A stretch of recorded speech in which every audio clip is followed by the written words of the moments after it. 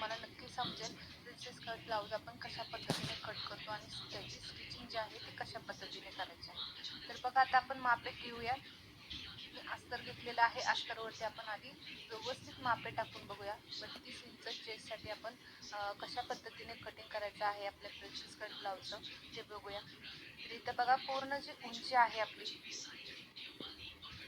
ती आहे 13 इंच आणि त्याच्यात आपण 1 इंच वाढून घेतलं, असं झालं 14 इंच. पुन्हा आधी आपण सरळ करून घेऊया कापड.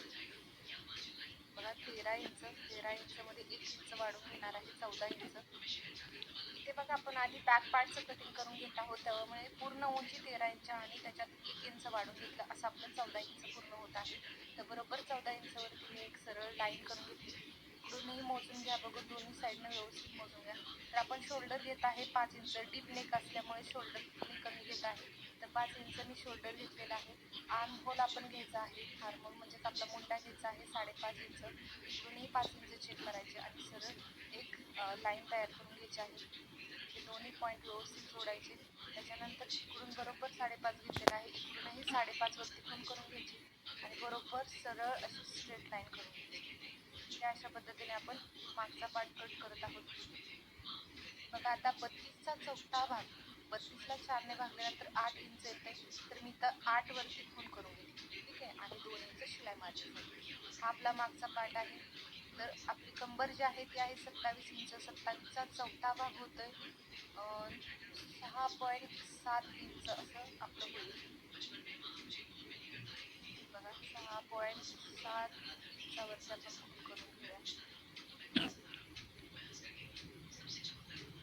6.75 म्हणजे 6.7 वरती आपण इथं खूण करून घेऊया आणि 1 इंच जे मागच्या टक्ससाठी लागते ते इथे घेणार आहे आणि 2 इंच शिलाई मारली. अशा पद्धतीने आपली बॅक साईडची मापे टाकून झालेली आहे.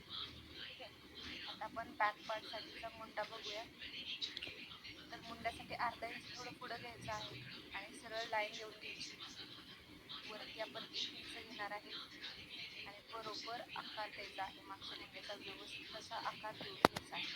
तर आपला बॅक पार्ट कम्प्लीट झालेला आहे. गळा आपण ज्यावेळेस स्टिचिंग करू त्यावेळेस आपण गळा बघूया.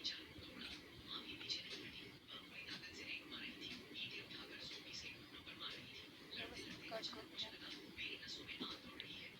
इथे आपला बॅक पार्ट कम्प्लीट झालेला आहे. व्यवस्थित बघा आपण कमरेचा चौथा भाग कसा घेतला आणि छातीचा चौथा भाग कशा पद्धतीने घेतलेला आहे. तशाच पद्धतीने घेऊन आपण कापड कट करून घ्यायचं आहे. मागचा गळा जो आहे, गळा आपण स्टिचिंगच्या टाईमला आपण चेंज करूया किंवा आपण कटिंग करूया. व्हिडिओ शेवटपर्यंत बघा, म्हणजे तुम्हाला समजेल आपण त्याच्यात काही बदल केलेत ते. ठीक आहे, तर इकडून बघा आपली जी उंची होती 13 इंच रेडी उंची आहे, त्याच्यात पुढच्या पार्टसाठी मला 1.5 इंच वाढवायचं आहे. असं मी इथं 14.5 इंच वाढवत आहे. बघा इकडे 14.5 इंच मी वाढवून घेतलेलं आहे दोन्ही साईडला. 14.5 वरती खूण करून घ्यायची आहे.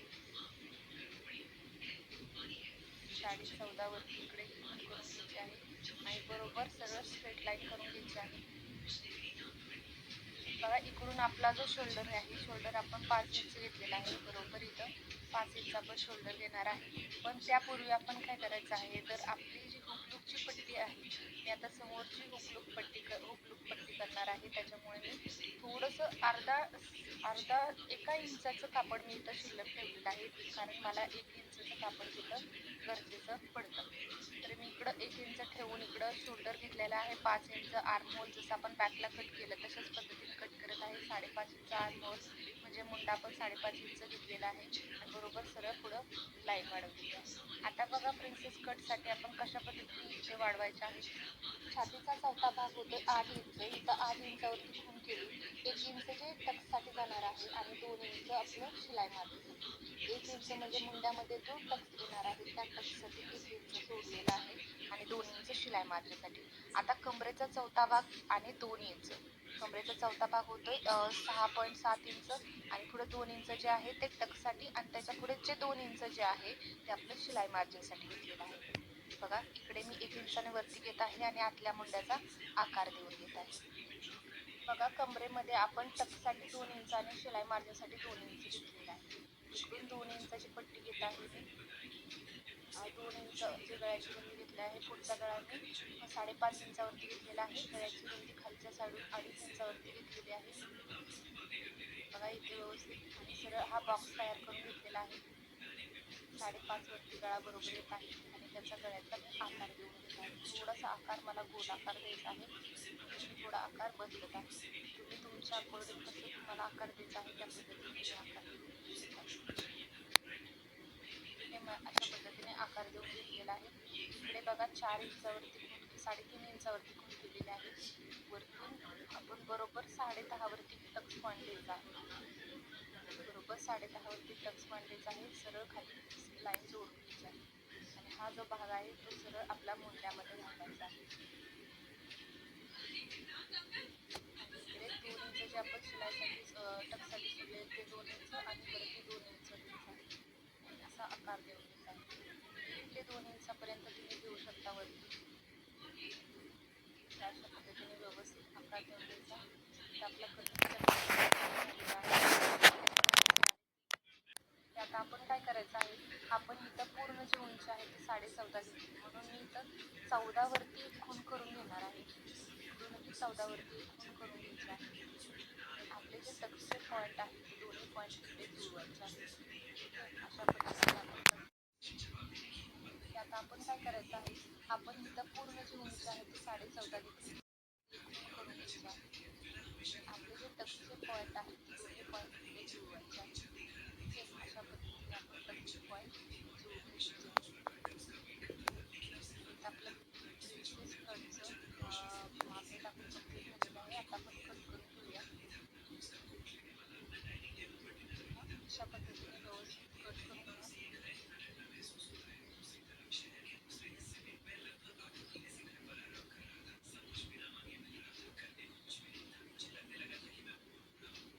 आतला जो मुंडा आहे, मुंडा आपण आत्ताच कट करायचा नाही. मुंडा आपण शिलाईच्या वेळी कट करायचा आहे.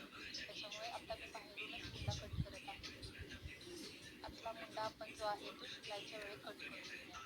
ज्यावेळेस आपले सगळे पार्ट जोडून होतील त्यावेळेस आपण बाहेर जोडण्याच्या पूर्वीच आपण कट करू.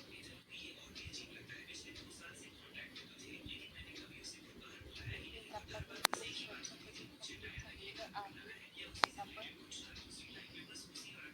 गळा बघा, इथं तुम्ही कोणत्याही आकाराचा गळा देऊन घेऊ शकता. मला इथं गोल असा आकार द्यायचा होता म्हणून थोडासा फिरवून घेतलेला आहे गळा. आपण आता कटिंग आपलं कंप्लीट झालेलं आहे. बॅक आपण डिझाईन करायचं आहे. बॅकची कटिंग जी आहे ती आपण बॅकच्या गळ्याची कटिंग आहे ती शिलाईच्या वेळी बघूया. आता बाही बघा, बाही कशी काढणार आहे.